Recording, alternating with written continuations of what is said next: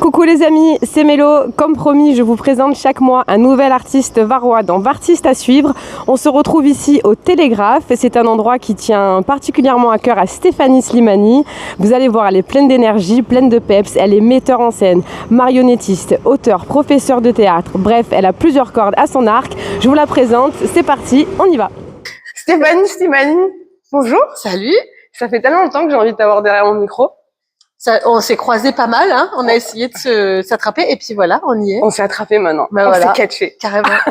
Alors, tu as plusieurs cordes à ton arc. Je suis obligée de regarder mes fiches parce qu'il y en a trop. Tu es metteur en scène, comédienne, marionnettiste, auteur, professeur de théâtre. Tu as été aussi chroniqueuse. On y reviendra. Ouais. Et tu es aussi surtout maman.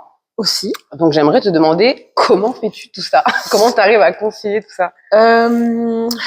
Je pense que c'est une question d'énergie aussi. Je crois que je suis hyper active. Déjà, on peut le dire. À mon avis, tu sais ce que c'est. Ouais. Donc, pour moi, c'est un mode de vie. C'est pas du tout contraignant. Je déborde tout le temps. J'ai des idées tout le temps, en permanence, H24, la nuit. Et donc, moi, c'est pas. Je suis une grosse bosseuse, mais c'est, tu vois, c'est du plaisir. C'est du plaisir. C'est. J'ai des objectifs aussi, donc faut se donner.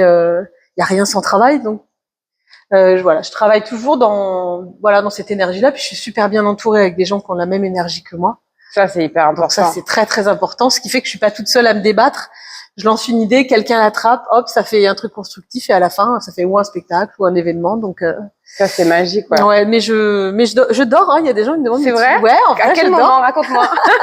Tous les soirs à 23h. C'est le 16e café, hein, depuis quand t'es arrivée. Tous les soirs à 23h, je suis dans mon lit. D'ailleurs, en parlant du coucher, c'est comment d'être les enfants de Stéphanie Slimani? Est-ce que c'est le cordonnier le plus mal chaussé, justement? Est-ce que tu leur racontes des histoires? Ils sont grands maintenant. Ouais, ils sont grands. J'ai quand même des enfants. J'en ai un qui est plus proche de la majorité que tu vois que de la petite enfance. Mais à l'époque, moi j'ai mes enfants une semaine sur deux. D'accord. Et donc ce qui fait que j'ai une semaine, on va dire, où je suis que femme et artiste. Et quand ils sont là, bon, je suis artiste de par mon métier, mais je vais essayer de m'occuper un petit peu plus d'eux. Mais je travaille le soir, je vais leur faire un petit plat, je le laisse. Et par contre, non, le théâtre, c'est pas leur truc. Ah bon? Non, pas du tout. C'est le foot. Ah. Donc tu vois. Papa foot ou? Papa non, leur papa est DJ. Ah oui, aussi. Ouais. Et donc. Bah alors, non.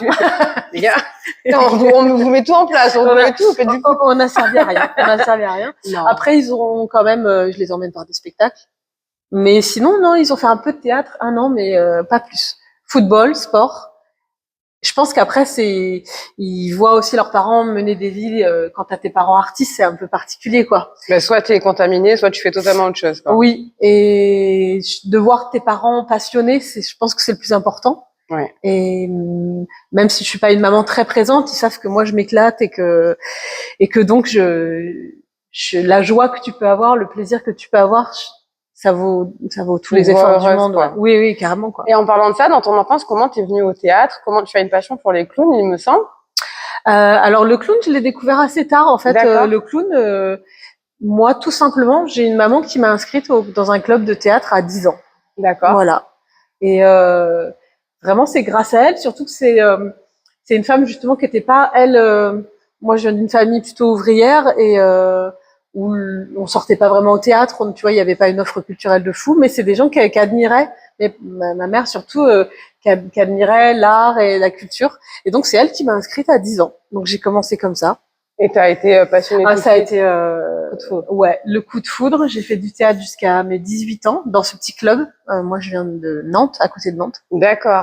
C'est une ville très culturelle, Nantes. Ouais. Et j'ai grandi que avec la culture, avec des choses complètement folles à Nantes. Notamment, il y avait la compagnie Royale de Luxe, qui est une compagnie de tarés, vraiment, qui faisait des interventions dans la ville tous les ans. Donc moi, j'ai grandi avec cette culture un peu que le théâtre, c'était aussi fait pour aller dans la rue, beaucoup. J'ai adoré le théâtre de rue à partir de là. Tu fais toujours, d'ailleurs? J'en fais toujours, et j'adore travailler dehors. Avec le collectif Orlab, c'est ça? Ouais, il y a eu le collectif Orlab, et même avec la Divine Usine, on fait des... que tu as créé? Oui, avec 4 autres personnes. On fait des spectacles aussi en espace public, on investit les lieux, le Télégraphe aussi, là où on est, mais plein d'autres endroits. Donc ouais, Je tombe dedans de 10 ans à 18 ans. Après, je fais des études qui n'ont rien à voir. Alors oui, tu as une licence d'histoire de l'art et d'archéologie, n'est-ce pas? Et un master, Jones, master de sciences et techniques de médiation culturelle. Ouais. On en parle ou? On est quand même dans la culture, tu vois. Oui, c'est resté. Voilà. Mais au départ, non, je suis partie faire mes études. J'ai arrêté le théâtre parce que c'était comme ça, quoi. Et histoire de l'art. Ça m'a d'ailleurs bien servi même maintenant dans mes spectacles. Ouais. Oui, j'ai eu envie d'être Indiana Jones. Je me suis rendu compte que ça allait être un peu compliqué. J'avais pas le bon fait, le bon Japon. Et après, je suis partie faire une formation pour me destiner à être commissaire d'expo plutôt dans l'art. D'accord. Et j'ai failli continuer mes études parce que je m'étais intéressée à un sujet, la façon dont on exposait les corps dans les musées. Et on m'avait dit, les corps. D'accord. Les momies, des choses comme ça. D'accord, j'étais partie là-dedans. On m'a dit, vas-y, continue, fais une thèse là-dessus, deviens consultante pour les musées, blabla. Et ça te plaisait? J'adorais ça. J'aurais pu faire des études jusqu'à 40 ans, hein, tu sais. Mais déjà, j'en avais 26 à la fin de mes études. Et je me suis dit, ce serait peut-être bien de travailler. J'avais pas de thunes, quoi. Et ouais. Donc j'ai arrêté mes études, mais je crois que j'aurais pu continuer à bosser dans les livres, dans la recherche, des choses comme ça. Et je suis partie et j'ai cherché. J'ai arrêté mes études, j'ai cherché un taf, Pôle emploi. Et j'ai traversé la rue. J'ai traversé la rue, tu vois. Merci possible, Manu. Hein. Merci Manu. Et pur hasard, je tombe sur un boulot de médiatrice culturelle. D'accord. Donc c'était quand même dans la voie, mais en Corse. D'accord. Et à l'époque, j'étais à Rennes. Et j'ai postulé, j'ai eu un appel d'un monsieur qui m'a dit alors avec l'accent. Attends, oh my God, mais quand est-ce que vous pouvez venir? Et moi je lui ai dit j'adore. Demain. J'arrive. J'ai pris le bateau. Première fois que j'allais aussi bas en France, je suis arrivée à Marseille. J'ai pris le bateau, j'ai passé mon entretien d'embauche le matin. Le soir, je suis repartie avec ma déclaration d'embauche. Truc de fou. Et c'était mon premier job et c'était dans une compagnie de théâtre. Et c'est comme ça que la reconnexion se fait à 26 ans. 26 Génial. ans, je fais mon premier taf dans une compagnie. Je m'occupe de la com, de l'administration. Je m'occupe, je fais le ménage. Je fais un peu de tout. Mais je fais pas de théâtre. Je dis non, j'en ai fait quand j'étais petite, mais non, ça, je vais vous regarder faire. C'est dans le déni un peu, quoi. Un peu. Et puis Jean-François Perron, donc qui est le directeur de cette compagnie, il me dit mais t'es sûr? Tu veux pas refaire un peu de cours de théâtre? J'étais là non. Bon, juste un cours. Voilà, fucked up comme on dit. Et voilà, laisse tomber. Et me voilà maintenant, 20 ans après, à vivre. Enfin après, je suis passée encore par d'autres étapes dans ma vie professionnelle. Mais voilà, maintenant je vis que de ça, que depuis 1 an et demi. Et oui, je voulais y revenir d'ailleurs parce que à chaque fois que je te vois, il se passe un truc important dans ta vie. C'est ce qu'on disait quand je suis arrivée. Ce jour-là, parce que j'ai eu la chance de faire les voix pour Mademoiselle Ossian, où tu m'avais demandé. Et le jour où on a enregistré chez Benoît Olive, je m'en rappellerai parce que tu étais t'avais ce mélange d'excitation et de peur parce que tu venais de quitter ton taf pour te lancer seule. Oui, on en avait parlé de ça. Ouais. Toi, t'étais pas un peu dans la même disposition, c'est ça? Si, c'est ça. Mais moi, je me disais, mais avec l'assurance qu'elle a, cette femme, le potentiel qu'elle a, comment elle peut douter d'elle? Et finalement, tu as été une inspiration, je voulais te le dire aussi, parce que ça a planté une graine dans mon cerveau, parce que pour moi, tu représentais la femme indépendante par excellence et qui fait ce qu'elle aime et qui va, quoi. Et elle se donne tous les moyens qu'il faut pour y aller. Et ça a commencé à germer pour mes émissions et tout, mine de rien, tu vois. Et c'est important de dire aux gens que ce qu'ils font est inspirant, je trouve, surtout en tant que femme. Ouais, c'est cool. La solidarité féminine, tout ça, c'est important, et de se dire qu'on se tire vers l'eau, même si c'est un tout petit peu, tu vois. Et donc, je suis à fond dans la sororité, moi. Moi aussi. Mais après, c'est cool si je suis inspirante. Mais tout à fait, bien sûr. Après, voilà, ouais, j'ai envie de faire des choses, je les fais. En fait, je me pose pas de questions. Tu fonces. Mais j'ai peur quand même. Hein. C'est normal. Il faut pas croire. Là, c'était préparé. Donc moi, j'ai travaillé 5 ans donc dans cette compagnie. J'ai rencontré un Toulonnais, donc c'était il y a 17 ans. Oui. Et donc je suis venue vivre à Toulon. D'accord. Et là, je me suis dit ouais, super. Je vais continuer à travailler dans le théâtre. Et j'arrive à Toulon. Et là, les artistes, vous êtes où? Je cherchais. Il y en avait plus beaucoup. Et ceux qui étaient là, en fait, ils étaient pas trop dans le partage parce qu'ils avaient déjà tellement peu eux-mêmes que les bons plans, tout ça, ça mutualisait pas du tout. Donc j'ai fait 1 an de chômage, j'ai fait 2 ans de chômage, et là j'ai dit mais bon, bah je vais faire un autre métier quoi. Et je suis devenue fonctionnaire. Voilà, j'ai passé un concours dans la fonction publique, et je suis restée un peu dans ma branche. J'ai trouvé un taf comme chargée de com pour la métropole et le conservatoire. Donc j'étais hyper contente parce que je restais quand même dans le milieu de la culture. D'accord. Conservatoire de musique, danse, théâtre, cirque. Donc et je suis restée 14 ans dans un poste que j'aimais beaucoup. En faisant en parallèle, j'ai remonté ma compagnie d'abord toute seule. Voilà, j'ai une copine que tu connais, Lydia. Ah oui, Lydia Scarfo, ouais. Une copine, elle me dit parce que je refabriquais des marionnettes, elle me dit tu voudrais pas faire un spectacle? Je dis OK, je fais un spectacle. Ensuite, je rencontre Corinne Floch, et avec Corinne, pendant 5 ans, 6 ans, on va monter des spectacles toutes les deux. D'accord. Voilà. Donc, mais c'était vraiment en parallèle de ma vie. Et c'est là où c'est venu pas ta passion, mais je sais pas si c'est une passion, mais où t'aimes réadapter les contes, notamment les contes de Grimm. Ouais. Et c'est venu de là, c'est avec Corinne Floch que t'as fait ça? C'est ça, c'est avec Corinne Floch. On a fait Peau d'âne, on a fait Poussette. Après, j'ai fait le Grinch. Ouais. On a fait Blanche-Neige. Et ouais. Une bonne recette de spectacle de Blanche-Neige. Il faut une reine très très belle, mais très très maléfique.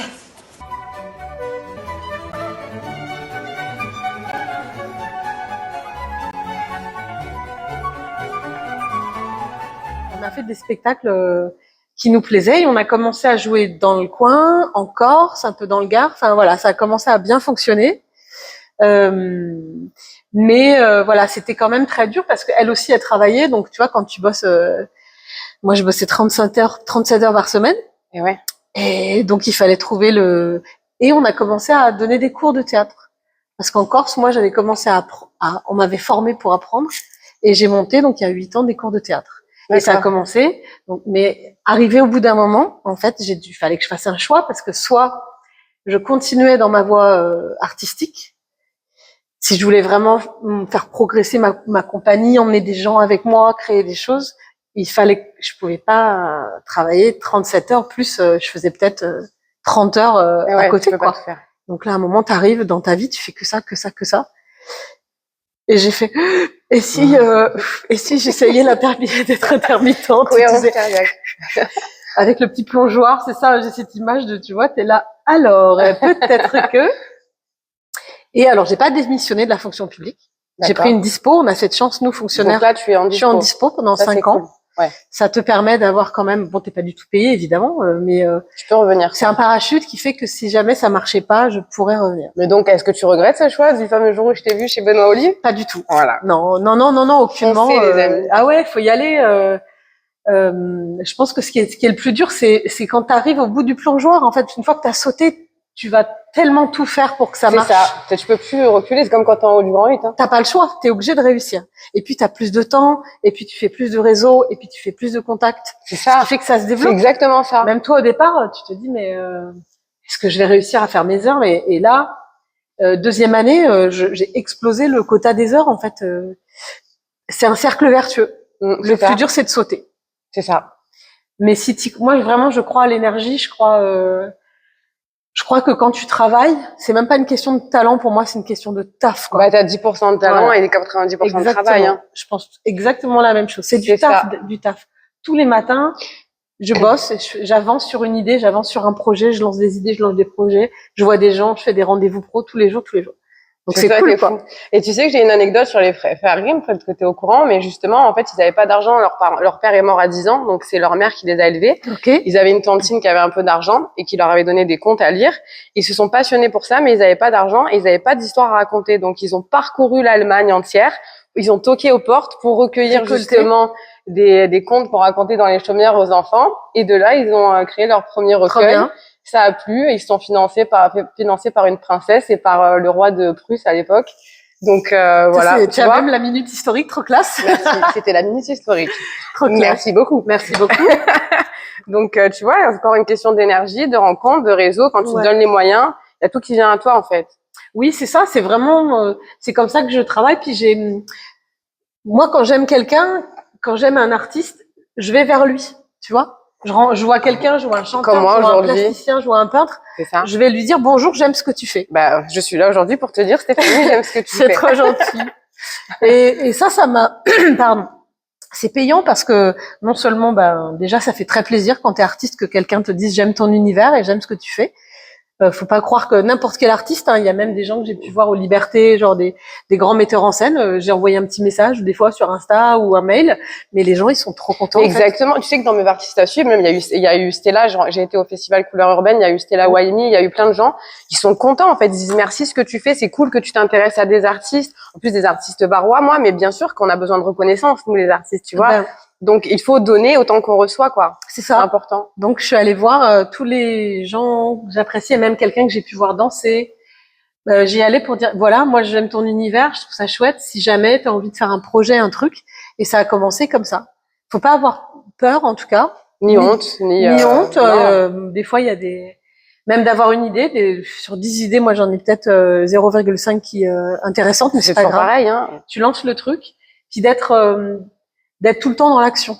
C'est ça. Moi, quand j'ai une idée, puis de la partager, en fait. Imaginons, je me réveille un matin, parce que souvent la nuit, je fais des trucs, c'est un beau bordel dans mon cerveau la nuit. Non, regarde pas. Qu'est-ce que tu fais la nuit? Je fabrique des spectacles la nuit. Bah ouais. Et je prends des notes au dictaphone la nuit. Et il y a des matins, je me réveille, et je me dis, mais qu'est-ce que c'est que ce truc? Ah, t'oublies carrément? Ah ouais, des fois j'oublie, ouais. Sinon, ça va, toi? Bah bien. Je reveux un café. Des fois, j'oublie carrément. Ouais. Ah ouais, non. Alors moi, j'en suis pas là quand même. Mais là, ouais, c'est le dictaphone. En plus, ça enregistre des fois des mots à la place d'autres. Non, même pas les ronflements. Alors, elle était assise sur le chevet de. Moi, je me dis, mais qu'est-ce que j'ai voulu dire par là? C'est quoi? Précise ta pensée. Je ne me comprends pas moi-même. Et quand j'ai une idée, j'ai remarqué que si tu la partages dans la journée, tu l'envoies même. Tiens, t'as une idée de chanson, tu dis tiens, t'envoies les paroles ou un son ou un truc comme ça. Moi, ça m'arrive, hein. Et je le partage souvent à des gens avec qui je travaille beaucoup, des gens très proches. Et je vois tout de suite si ça prend ou pas. S'ils te disent ouais, c'est cool, ouais, ok. Et si on me dit ouais, je sais pas trop, hop, celle-là, mais de partager une idée, si tu la partages pas, elle va mourir dans. Parce que t'envoies ton intention à l'univers aussi, rien qu'en l'exprimant, tu vois. Donc très souvent, j'ai les gens avec qui je travaille, ils reçoivent des messages un peu what the fuck des fois. 4h du matin, Stéphanie qui m'a dit idée de scénario. Ou des fois, j'envoie, je travaille beaucoup donc avec Benoît Olive qui est musicien, et ça lui arrive des fois de recevoir des sons. Par exemple, un jour, j'étais dans le TGV et je vais aux toilettes. Et il y avait un bruit trop intéressant dans l'intérieur de la cuvette des toilettes du TGV. J'ai pris mon dictaphone, j'ai mis mon iPhone dans les toilettes, j'ai attendu. Et hop, j'envoie à Benoît, qui reçoit un truc qui sait même pas d'où ça vient. Et je lui dis, t'entends là, c'est hyper intéressant ce son, note pour plus tard. Et voilà. Et des fois, et ça marche. Après, on a utilisé, même dans la métamorphose, Benoît a utilisé un son qu'il avait, une sorte de truc de ventilation dans les toilettes du Corsica Ferries quand on allait en Corse il y a 4 ans. Et on allait jouer Il me reste moi. Et il a trouvé un son, il l'enregistre, que j'ai toujours souvent un petit zoom pour enregistrer et c'est dans la métamorphose, ça fait un son trop bizarre, mais les gens, ils seraient à 1000 lieues de penser qu'en fait, c'est les chiottes du Corsica Ferries. C'est fou, ça. Mais t'es comme moi, t'entends du son partout, c'est pour ça que moi, j'ai tatoué là, la pluie fait des claquettes, parce qu'en fait, je suis en train de gratter avec mon éponge Pontex, c'est un scratch pour moi, tu vois. Ouais. J'entends de la musique partout. C'est un peu ça, moi, il y a toujours des sons, dès que j'entends un son qui traîne, ça peut être du robinet, des sons bizarres ou hop, mais après j'envoie à Benoît. Benoît, il doit avoir une liste comme ça de sons. Il a des trucs, ok. Mais lui aussi, il est pas mal, hein, parce que dans la métamorphose, il a mangé des céréales pour faire. Il a écouté, il y a les sons des sons déformés. Lui aussi, il travaille beaucoup aussi. Et la musique et la création sonore. Ouais. Donc dans la métamorphose, où je lui envoie une liste marquée fourmillement. Bruit de mastication, estomac, et donc lui, à partir de mots, il va me proposer un univers sonore. C'est ton chat GPT en fait. Non. Ouais, c'est baba. Il reçoit des trucs bizarres et après démerde-toi. Ok, c'est moi, tu me fais un son avec ça. Mais il a l'habitude, quoi. Parce que moi, j'y connais rien en musique. Voilà, je m'intéresse au son, mais après, j'adore tellement son univers. Que voilà, je lui envoie là par exemple on prépare un nouveau spectacle, donc dès que j'entends un morceau qui me plaît, on a une liste partagée, tu vois, sur Spotify, c'est juste pour des influences, des sons, et des fois ça va être juste une rythmique dans un morceau, ou des fois ça va être juste une intonation du chanteur dans un morceau, voilà, pour après lui, tu vois, lui donner des petits trucs, quoi. Il me reste moi, t'en parles beaucoup, c'est une pièce que t'as écrit et interprétée en 2019, c'est ça? Oui, j'en parle beaucoup. Et je joue pas assez, d'ailleurs, c'est peut-être pour ça, tu vois, si je jouais plus ce spectacle. Bah, pour moi, c'est le premier spectacle personnel. Comme tu le disais, j'ai fait beaucoup d'adaptations avant. Mais là, c'est de l'écriture, c'est moi qui ai écrit ce spectacle. Ça raconte quoi pour ceux qui n'ont pas vu la pièce? C'est des portraits de femmes puissantes et très noires, très obscures. C'est un spectacle qui explore la féminité sous son aspect le plus dur et cruel. D'accord. C'était à une époque où on entendait beaucoup de parler de MeToo. Ah oui. Hyper important, évidemment, tu vois, MeToo, c'était nécessaire. Mais je trouvais qu'il y avait ce mot de victime. Il y avait le mot de victime en permanence. Et moi, je voulais dire, il y a la victime, mais il y a aussi des femmes criminelles. Il y a des femmes qui sont aussi coupables. C'est vrai, on parle beaucoup des pervers narcissiques chez les hommes, mais pas assez chez les femmes. Mais il y en a beaucoup aussi. Et il y a des criminels chez les femmes. Et il y a et j'ai voulu travailler sur les créatures mythologiques. J'ai voulu travailler sur l'image de la sorcière. Je parle des mères en burn-out et des mères qui aiment pas leurs enfants. Je parle des mères infanticides. Et je parle de toute la partie biologique, les poils, le sang, tout ça. D'accord. Donc c'est vraiment une plongée comme ça. C'est des portraits de femmes. Très noir, comme tu dis. C'est très noir et en même temps... T'as réussi à ficeler tout ça de manière à ce que ce soit un peu... pas poétique, mais vu différemment. Comment tu l'as... C'est en musique, c'est live. En fait, Benoît, il joue en live. Et moi, je parle, chante. C'est du parler, chanter. D'accord.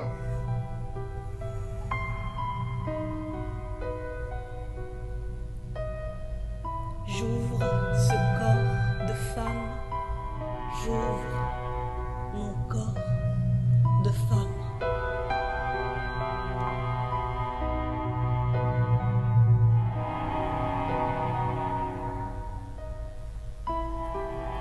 Ma bouche est grande et noire comme un cri. Je sais pas chanter, mais j'arrive à glisser mes mots dans sa musique. D'accord. Ce qui fait que pour les gens, c'est pas insupportable parce que c'est presque... C'est sa mère. C'est presque ça. C'est presque, voilà. Alors, je vais vous parler des femmes puissantes. Interview fourchette. J'adore. C'est l'interview fourchette. On remet le couvert. On remet le couvert avec Stéphanie Slimani. Et puis des fois, ça grince un peu. Je supporte pas ça mon rythme. Je suis tripophobe et je suis fourchettophobe. Tu sais, ce bruit-là de la craie sur le tableau. Ouais, ça, c'est bien dégueulasse. Donc, qu'est-ce qu'on disait? On parlait des femmes puissantes et de la SMR. Donc, c'est presque... SMR infanticide, du coup. C'est presque... ouais, t'imagines le truc. C'est presque... On a travaillé sur des sons qui sont presque... Benoît, il joue... il joue en loop, il est multi-instrumentiste, donc il y a clavier, guitare, archet sur guitare. C'est que des sons qui sont très envoûtants. C'est un spectacle... Alors, il y a quelqu'un qui m'avait dit un jour que c'était un spectacle où il avait autant eu envie de pleurer que de bander. Bon, c'est un peu l'idée. Voilà. Je vous laisse. C'est-à-dire que c'est un spectacle qui est à la fois très sensuel. C'est un peu Tinder un peu chelou, quoi.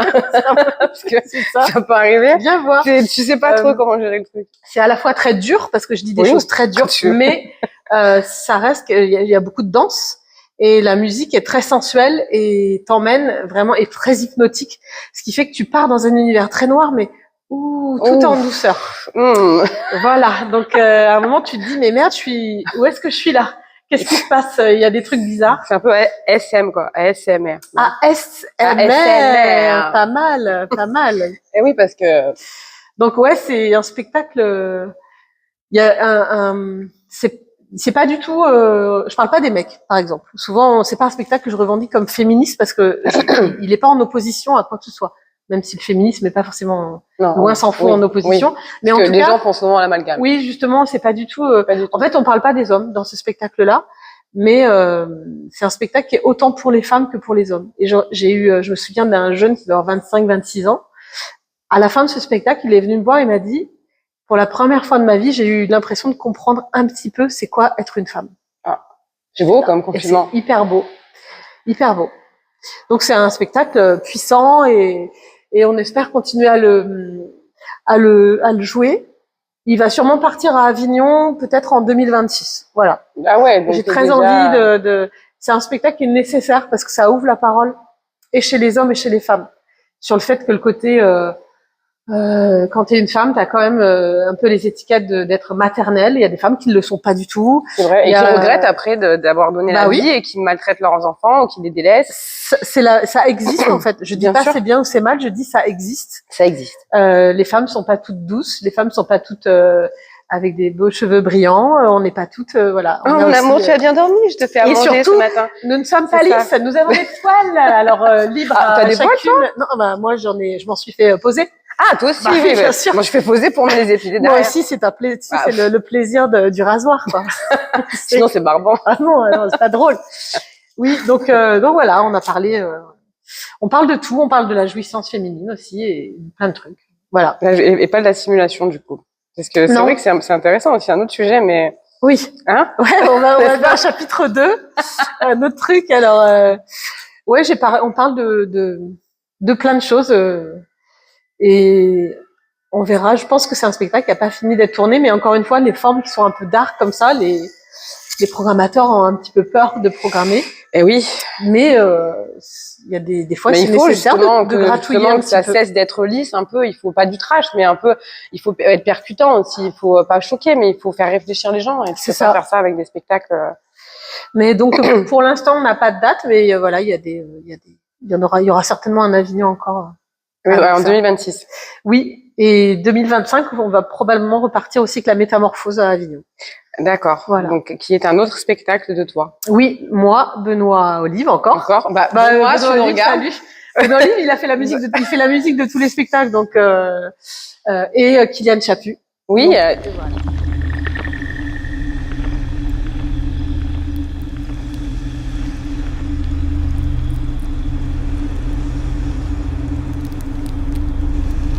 Il fait de la photo, Kylian. Aussi, mais il est surtout comédien. Mais j'adore les photos qu'il fait. Mais il fait aussi de la photo, effectivement. Il est un peu touche à tout, il fait de la mise en scène aussi. Comme nous tous, on est obligé de toucher à tout, même multicasquette. C'est Shiva, c'est ça? C'est ça. Qui a plein de oui, Kylian, après il me reste moi, avec Benoît, on avait envie de travailler d'ouvrir un peu le duo et de travailler avec Kylian. Benoît avait déjà travaillé avec Kylian sur une performance. Moi, j'avais déjà travaillé avec Benoît et avec Kylian. En fait, on a eu envie tous les trois de créer ce spectacle qui est un seul en scène et qui mélange vraiment la musique, la danse, le théâtre. D'accord. Et on est parti à Avignon l'année dernière avec Mademoiselle Océan. Et oui, et la qui a reçu un prix. Oui, Mademoiselle Océan a reçu 2 prix et la Métamorphose a reçu 1. T'arrêtes pas, parce que tu avais aussi fait avec, tu avais en 2016 adaptation du journal d'un foot de Nicolas Gogol avec Sylvien Zarly, qui avait reçu 2 prix aussi, si je ne m'abuse. Et il en avait reçu 1, il avait eu 2 nominations. Meilleur comédien et meilleur seul en scène. Et il a eu le Petit Molière. Le Petit Molière, c'est une association sur Paris, c'est pour les petites salles, théâtre de poche, et c'est un prix en fait qui récompense. Et Sylvain, on avait été nommé dans 2 catégories, et Sylvain a eu le Petit Molière du meilleur comédien dans un seul en scène. Génial. Voilà. Mais là, c'était une adaptation du journal d'un foot de Gogol. Mais voilà. Bon, c'est quand même, ça vient de toi, quoi. Oui, sur la mise en scène et l'adaptation, ouais. Donc t'es une habituée des récompenses, quand même, de plus en plus. Je sais pas, oui, peut-être. Ouf, quand est-ce que je vais avoir le Molière? C'est quoi ta récompense que t'aimerais avoir? Je suis pas à fond sur les récompenses. Après, évidemment, dans le théâtre, tu vois, le Molière, c'est le Molière, c'est le Graal, quoi. C'est un peu le Graal, mais il faut savoir aussi que pour avoir un Molière, faut jouer t'as un nombre de représentations dans une salle parisienne. Enfin, c'est soumis à condition. Il faut avoir joué plus de 30 ou 40 ou 50 représentations dans un théâtre parisien. Donc, tout le monde peut pas prétendre au Molière. Des fois, on croit que c'est pas parce que tu as une belle pièce que tu vas être au Molière. Ça rentre dans des critères. Mais donc, peut-être qu'un jour, ça va être, on va dire, si Paris, ce sera peut-être un autre objectif, quoi. Mais pour l'instant, moi, je suis heureuse. Tu vois, j'ai plus envie, par exemple, de travailler en Belgique. Ouais. Que d'aller sur Paris, quoi. Pourquoi en Belgique? Parce que j'adore les artistes en Belgique. Arrête. Ils ont une. Je sais pas du tout faire l'accent belge. T'as envie d'aller en Belgique une fois? Je ne commencerai pas sur ce terrain-là, Mélo. Tu peux me le faire? Non, je n'irai pas. Pourquoi? Je n'irai pas sur Juste les accents. Non, pas du tout. Le mauvais truc. Parce qu'après, quand je serai au Molière, on me repassera cette petite interview. Donc, ne grillons pas ta carrière. Rappelez-vous quand elle avait fait cet accent de merde. Belge. De merde. Petit accent de merde. Tu vois, je confonds limite. Moi, moi, j'aime bien les accents, mais des fois, tu fais un mix de québécois, suisse et et entier. Ce bouquet-là, tu sais, tu fais un mélange. Moi aussi, je suis nulle. Je confonds tous les accents. Alors j'essaye et puis après, ça ressemble plus à rien. Donc t'as raison. Ouais, dans la Belgique, j'ai rencontré pas mal des artistes belges quand je programmais un festival d'art de la rue en Corse. Et je trouve qu'il y a une fantaisie chez les Belges. Il y a beaucoup de créativité et en fait, ils sont simples. Ça vient d'où d'après toi, cette simplicité chez les Belges? Ils sont tellement gentils, ils se prennent pas la tête, ils rigolent de tout. Jamais. C'est des gens qui sont très cool. Pourtant, ils ont pas de soleil. Enfin, moins de soleil que nous, ça devrait être l'inverse, quoi. La vitamine D. Il y a peut-être un rapport avec le soleil, tu sais, je sais pas. Peut-être que c'est pas bon, en fait, la vitamine D. Je sais pas. Je crois, c'est un truc, c'est à creuser, hein, taux de vitamine D. Mais en tout cas, voilà, c'est des gens que j'apprécie globalement la création artistique. On a la machine à glaçons. Oui. Ça t'inspire pour une pièce, peut-être? Alors, est-ce que je peux prendre le son? Oui, je parlais de la Belgique et oui, j'ai très envie, en tout cas, d'aller. On commence un petit peu à sortir du Var, donc c'était un objectif pour notre compagnie aussi. Mademoiselle Océan, là, on part dans le Cantal. Arrête. Ouais, à Saint-Poncy. Donc on va entendre ta voix même à Saint-Poncy. On part jouer la Métamorphose à côté de Brive en septembre. D'accord. Donc voilà, on commence nous à jeter des petites graines un petit peu partout et à tisser des passerelles on est hyper attaché au territoire, mais le but c'est d'avoir notre base arrière ici, puis après d'aller jouer partout en France ou ailleurs, quoi. Je sais pas. T'as vu mais il y a un monsieur qui dort. Mais oui, un monsieur qui dort. Je sais pas, vous êtes là depuis tout à l'heure? D'accord, vous êtes un fan de Stéphanie, vous la suivez partout? C'est un impresario? Ok, très bien, désolée. J'avais pas vu non plus. C'est improbable. On aurait pu dire des horreurs, en fait, quoi. On parlait mal des hommes, en plus. Non, on n'a rien dit. Et donc, ça m'a perturbée. Que disions-nous? Tu veux un petit peu d'eau, peut-être? Allez, regarde, Allez, resserre-moi. Je bois toujours le verre à moitié plein, c'est pour ça. Merci. Et donc, si j'avais une baguette magique, là, actuellement, et que je te demandais vraiment avec qui tu aimerais le plus collaborer au monde, que ce soit un réalisateur, un acteur, n'importe, vraiment vivant, j'entends. Oh, un son. Vivant, ce serait qui? Il y a il y a une chorégraphe, metteur en scène, dont je suis juste complètement... Moi, j'idolâtre, hein. Je peux pas dire que je suis fan. Il y a t'es hyper sensible, toi, non? Non, je crois. Non, je pense pas être hyper sensible, mais en tout cas, il y a des gens qui sont vraiment très inspirants pour moi. Quand t'aimes, quoi. Ah ouais, vraiment. Quand j'admire quelqu'un, j'ai besoin d'admirer des gens qui me nourrissent. Bah oui, bien sûr. Donc moi, j'adore une chorégraphe qui s'appelle Crystal Pite. Crystal Pite? Ouais. D'accord. Qui mélange le théâtre et la danse. Et qui, voilà, quand j'ai vu son spectacle pendant le confinement, tu sais, il faisait des replays sur France TV. Ouais. Et en fait, j'ai vu ça, j'ai commencé à regarder. Et là, en fait, ça a été un choc. Tu sais, des fois, t'as des artistes, t'entends ou une chanson, où tu vois quelque chose, et ça va tout changer. Ouais, je connais. Et il y a eu deux personnes qui m'ont fait cet effet-là. Et elle, je vois un spectacle, et j'ai mes poils pendant... C'est un spectacle qui s'appelle Body and Soul. D'accord. Et je fais...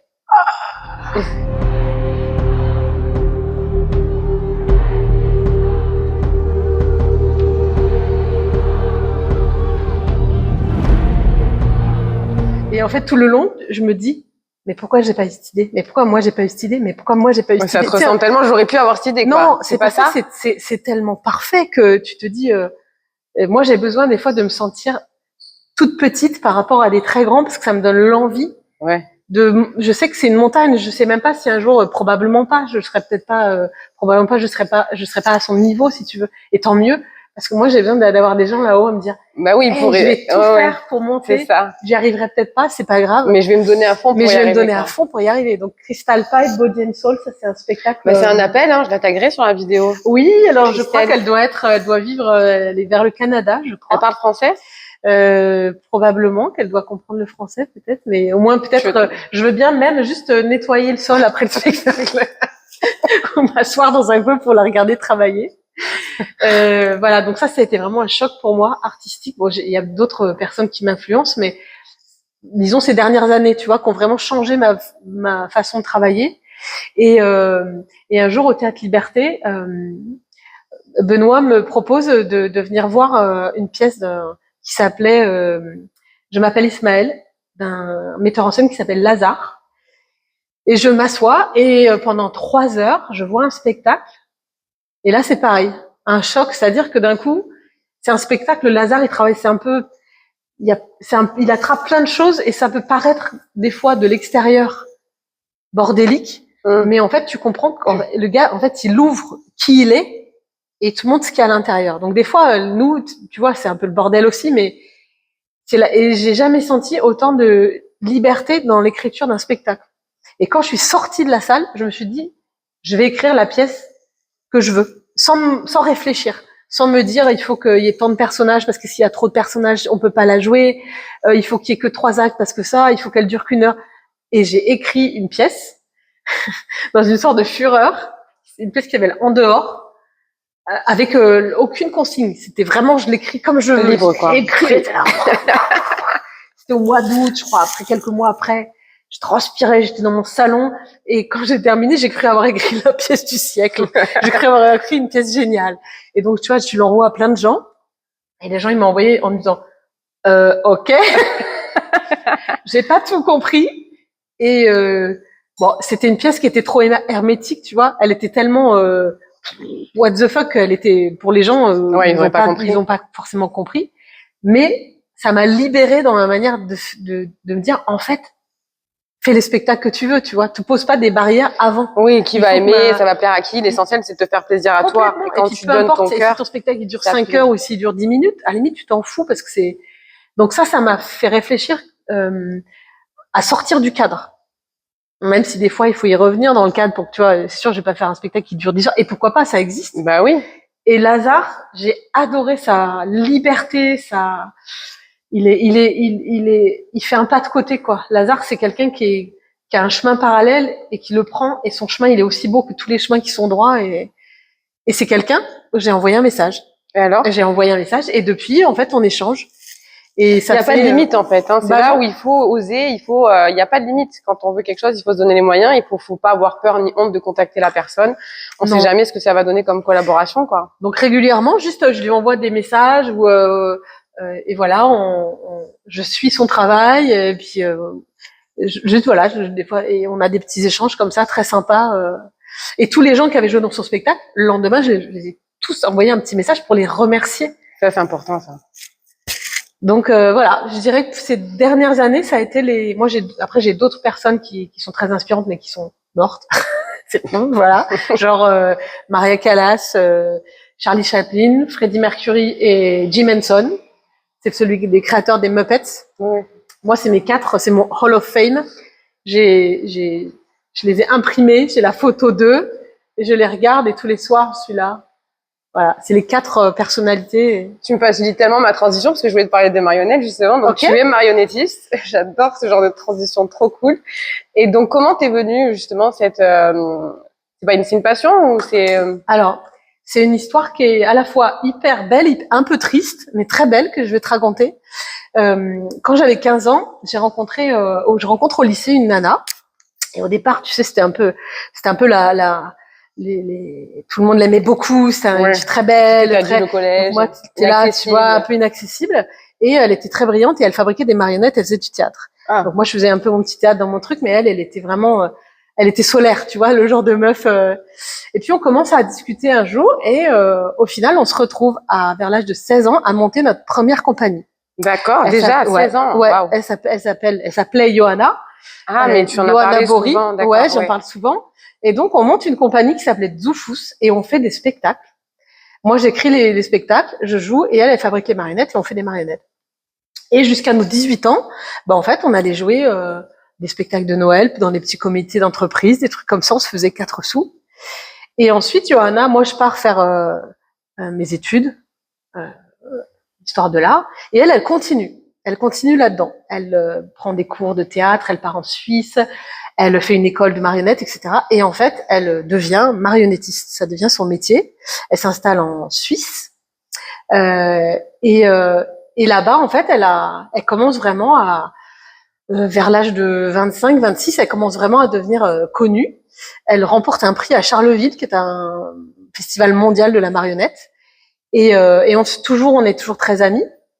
Et malheureusement, en fait, elle va avoir un cancer à l'âge de 32 ans. qui va l'emporter en 1 an. Cancer du sein.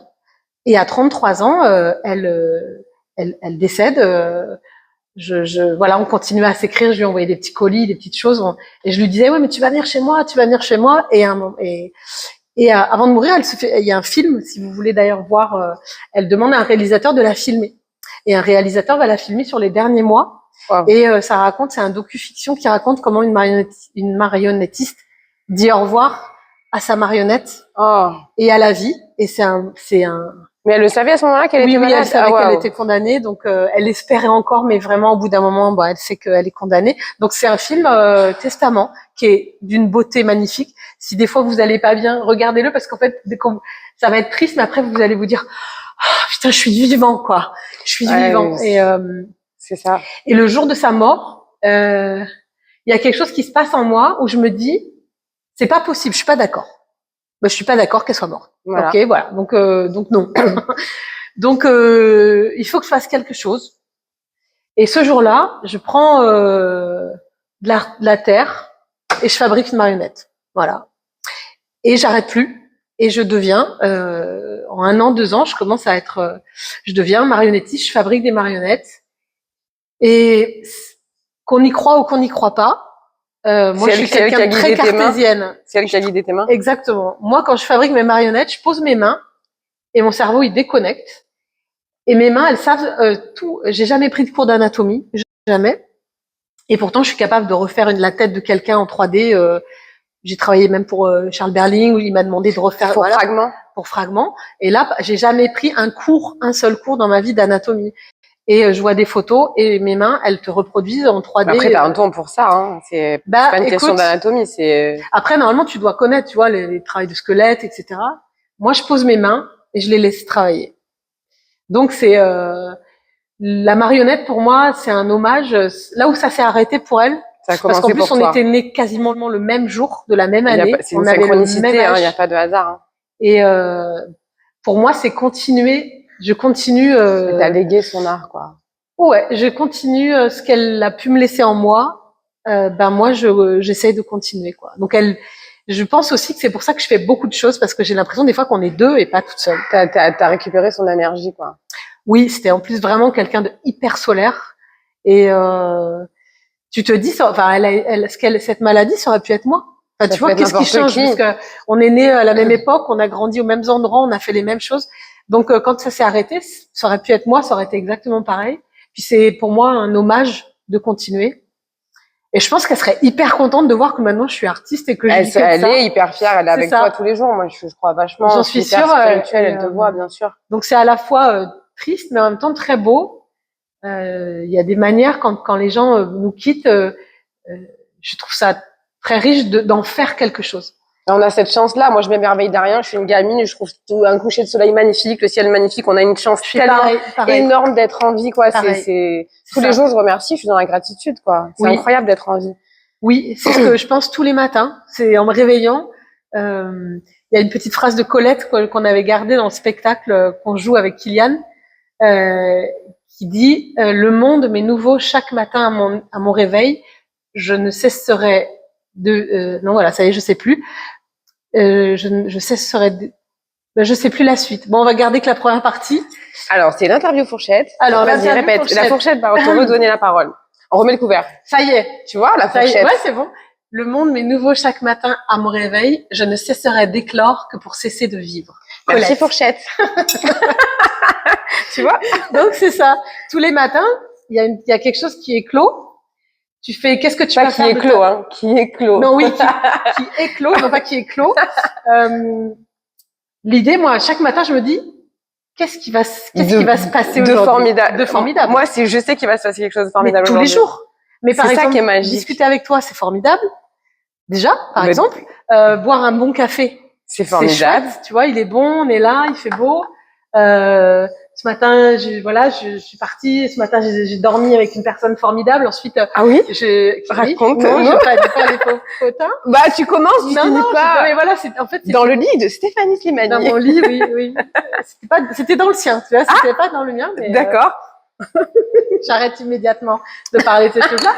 Tu veux juste remettre ton micro correctement, on est en direct, c'est pas grave. Tout va bien. Ah oui, je suis en train de perdre. Hop, je remets Tant que tu perds pas les os. Non, c'est bon. Tu perds ton micro. Plus à mon âge, c'est terminé ça. C'est l'histoire. Voilà. Non, mais c'est pour dire que chaque petite chose et chaque personne que je vais voir, une musique, un bon son que t'écoutes. Et je dis toujours à mes enfants, il y a que deux choses graves dans la vie, la maladie et la mort. Et quand t'as la chance dans une journée qu'elle te touche déjà pas les autres, pas autour de toi, même si ça touche un peu plus lointain et qu'on peut être très touché par ce qui se passe autour de nous en ce moment, mais la gratitude de se lever et d'être je suis là. Donc, voilà, on vient de croiser Kylian Chapuis. Oui. Tu vois, les improbables synchronicités. Oui, complètement. Je sais plus ce qu'on disait avant. Moi non plus. Mais c'est pas grave. Mais c'est pas grave, non. T'as été chroniqueuse TV, toi aussi, à Azure TV. Oui. Alors, raconte-moi cette expérience. C'était, je lui fais un gros bisou. C'était grâce à Philippe Salsiccia, qui était à l'époque animateur sur une émission culture. C'est de l'eau de vie, en fait, que je mets depuis tout à l'heure. On est à la poire. José Garcia. C'est de la poire. Alors là, on était à la prune tout à l'heure. José, si tu nous regardes. Ça va très bien se passer. J'ai dit jusqu'à un cher. Après, chez un client. Et après, on va terminer par une petite, une petite prune pour terminer. Ah bah, si t'es mal garé, surtout, c'est possible. J'ai fait des chroniques sur VAR Azur TV pendant 1 an et chronique culture, donc je mettais en valeur des artistes du territoire. Ah bah, écoute, il y a pas coïncidence. Je ne crois pas. VAR Azur TV, malheureusement. Ça n'existe plus, mais c'était une moi, ça va être repris chez Info 83, là, ton interview. Cool. Donc, bah ouais, c'était moi, j'adore toutes sortes d'expériences, et là, c'était très chouette. Ça t'a plu? Ouais, c'était très sympa. C'était très drôle. Puis Philippe, c'était un mec très chouette, très drôle. Donc, on passait des bons moments, et c'était c'était les directs, enregistrés en direct. Donc, il y avait aussi le petit truc de adrénaline. Il fallait pas dire une connerie. Fallait pas dire trop de conneries. Puis Philippe, il aimait bien en balancer, donc c'était super. Au niveau de l'impro, ça permettait vraiment de travailler ton aisance et le petit côté, C'est hyper formateur. Moi, j'étais animatrice radio à l'époque à Vitamine. Ouais. Et justement, en plus, c'était 6h du matin, nous. Donc, on était là à 4h30, donc fallait être en forme. Mais t'avais cette appréhension du direct, je vais dire une connerie ou pas. Mais c'est hyper formateur. Ne pas dire de conneries. Et me connaissant, ne pas dire de conneries, c'est impossible, quoi, tu vois. Donc, non, c'était une belle expérience d'1 an. Et voilà, moi, j'aime bien travailler avec d'autres. Par exemple, je travaille pas que pour ma compagnie, je travaille pour d'autres compagnies. Et j'aime beaucoup, moi, travailler aussi, être dirigée par d'autres personnes. Quand t'es metteur en scène, des fois, t'as un peu tendance à tout le temps, tu vois, et ça me permet, moi, de redevenir comédienne. Avoir un œil extérieur aussi. Et puis d'être dirigée, c'est bien quand t'es vieux chat dans la gorge. Attention, ça va pas être du tout ASMR. Voilà. Miaou. Et après, je redeviens miaou. C'est l'interview fourchette. C'est beaucoup mieux. L'interview fourchette. Et donc voilà, j'aime bien travailler pour d'autres compagnies aussi. D'accord. Et je peux les citer. Bah, évidemment, les gens profitent. Je travaille avec la compagnie Le Bruit des Hommes. D'accord. Yves et Marie, que j'embrasse, que j'aime. Je suis amoureuse de ces deux personnes, de ce couple merveilleux de metteurs en scène et de comédiens. Et ils m'ont donné la très grande opportunité de jouer dans un Shakespeare, ce que je n'avais jamais fait de ma vie. Waouh. Et alors? Et c'est formidable. On joue depuis 1 an et demi maintenant. Je joue en plus Titania, qui est la reine de la forêt, qui est un rôle sublime. Et on rejoue au mois de septembre à la Seine-sur-Mer, mais on joue dans les parcs et les jardins, et on joue l'été. Le songe d'une nuit d'été. Ah oui. Je joue aussi cet été à Avignon avec la compagnie Un mot, une voix. Là, je suis marionnettiste. Je vais jouer bientôt avec la compagnie Si tu m'apprivoises. Donc, je suis très heureuse aussi. Je vais faire une reprise de rôle sur un spectacle très punk, très meuf. Je vais finir les seins nus. Oui. Alors, c'est un spectacle. Alors, attention parce que tu te dénudes et tu. Ah bah voilà, je voulais vous montrer. Je voulais rester ça. Je voulais vous montrer le final. Qui se termine par un petit teasing, peut-être. Non, ça va aller. C'est un spectacle qui s'appelle The Conference is Dead, mise en scène par Revelyne Fabre. Et je vais jouer avec Vanessa Moskovski. Je suis trop contente qu'elles aient fait appel à moi. Spectacle qui raconte une dystopie. On est dans un univers où les hommes ont pris tout l'espace public et il n'y reste que l'espace privé pour les femmes. Et c'est 2 meufs qui viennent faire une conférence, mais dans l'urgence, parce qu'en fait, elles ont la police, carrément des bonnes mœurs, qui sont en train d'attendre limite à l'extérieur de la salle. Ah, génial. Donc c'est une sorte de conférence punk enragée qui raconte tout ce qui s'est passé pour en venir là. Et tout ce qui se passe dans cet univers-là, un peu futuriste, bizarre. Et à la fin, en fait, les filles, elles terminent les conférences, mais même tranquilles, c'est-à-dire seins nus, mais tu vois, comme si on était torse nu comme les hommes. On est pas seins nus, on finit torse nu. Sauf dans la version, puisqu'on va les jouer dans les lycées, et évidemment dans la version lycée. Au contraire, peut-être il y aura une autre manière de raconter ça, en fait. Mais on sera pas seins nus. Mais voilà, conférence is dead. Donc encore autre chose. Je vais me régaler à jouer, à être dirigée par Revelyne, dont j'aime beaucoup l'univers. Trop cool, j'ai hâte de voir ça. Voilà, oui, le mot de la fin. Donc on est toutes les deux, on est très volubiles les deux. Oui. Je vais recadrer. Parce que je te recadre un peu, Stéphanie, ça suffit maintenant. Recadre-moi. Je te recadre. Parce qu'on a fait 3 fois le mot de la fin, donc il serait le moment de la fin. Je vais pas me le faire, ce mot de la fin. Donc le mot de la fin. On disait, parce que ça a coupé sur François Villon et l'énergie. Je parlais du Télégraphe et c'est un lieu, voilà, j'ai voulu faire cette interview ici. C'est un lieu qui vraiment a compté beaucoup pour moi, qui compte toujours beaucoup et qui a été le démarrage de quelque chose. Ça m'a permis de prendre mon envol et de faire des spectacles à la hauteur du lieu, ces grands spectacles immersifs qui maintenant sont très demandés. Donc voilà, un lieu très humain que j'aime et j'aime les gens qui sont au Télégraphe et je me sens un peu chez moi ici. Voilà. En même temps, on ne te sent pas tu chez toi, Stéphanie Slimani. Oh, QG du Front National. Ce sera le mot de la fin? Oui. Non. Merci pour tout, voilà. Merci à toi pour ta disponibilité, ta solarité, ta joie de vivre et pour tout ce que tu fais pour tout le monde, pour les artistes, pour la communauté, pour tout, quoi. Merci pour tout. Eh ben, c'est cool, c'était un bon moment, en tout cas. Ouais, merci. À bientôt. À bientôt. Ciao. Ciao. On finit la poire. On finit à l'eau. Non, on a dit que c'était de l'eau. Non, c'est de l'eau. Ah, putain. Elle est forte, l'eau. Oh, putain. Waouh.